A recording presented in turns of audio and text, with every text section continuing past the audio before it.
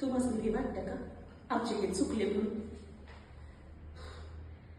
अहो, आपला उभा जन्म लोकांच्या भल्यासाठी घालवला त्यांनी.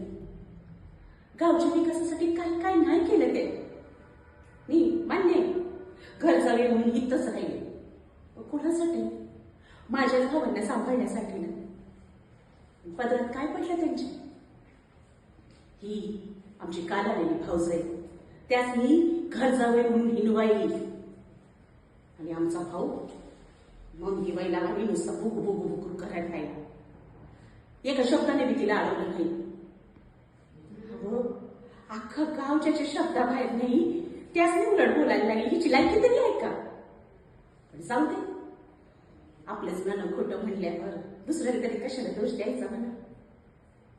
मी ठरवलं, कोणी किती बी बोललं ना तरी म्या मातून माझ्या नवऱ्याच्या मागे खंबीरपणे उभं राहणार आहे. मग किती बी संकट येऊ दे, त्यात किती बी वादळ येऊ दे, म्या मातून ह्यांच्या पाठीशी खंबीरपणे उभी राहणार.